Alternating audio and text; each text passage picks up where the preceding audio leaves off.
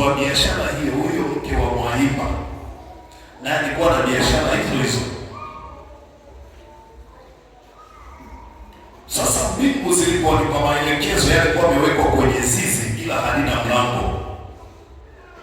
Tukawa naye huyu binti haolewi, hafunguliwi, yani mtu wa matatizo yasiyoisha. Kumbe alishaolewa akapelekwa Mwanza. Sasa kilichoko huku ni hewa, ni mwili ila nafsi haipo. Nikaanzisha msako wa maombi ya usiku. Wale mnaokwenda maombi mna shoti.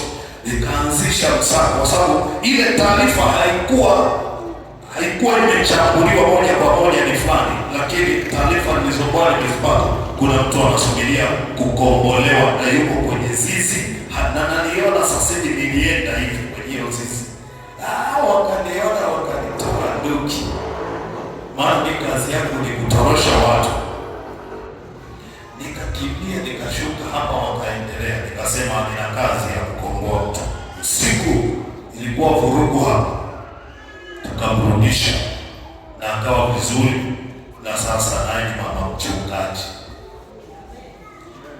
Lakini ilikuwa ni kazi ya aibu aliyokuwa anatumikisha kule.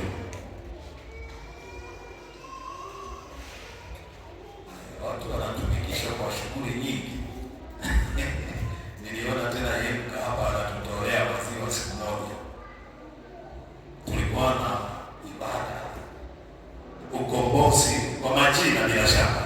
Kwa hizo sikiwe hapo. Ilikuwa vurugu kubwa. Wewe unaweza ukawa unaona mambo yako yaende kwa sababu ulishachukuliwa, uko chini ya utawala mwingine.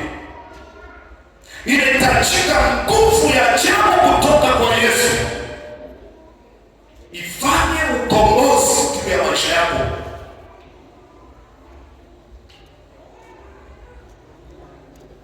Na ikafanyika. Yesu anaweza kufanya mambo makubwa kuliko unavyofikiria. Sasa Alhamisi ndio tulikuwa tunashughulika na huyo madam. Kuna vitu vingi hajakwambia, au pengine waliokuwa wamemteka hawajasema.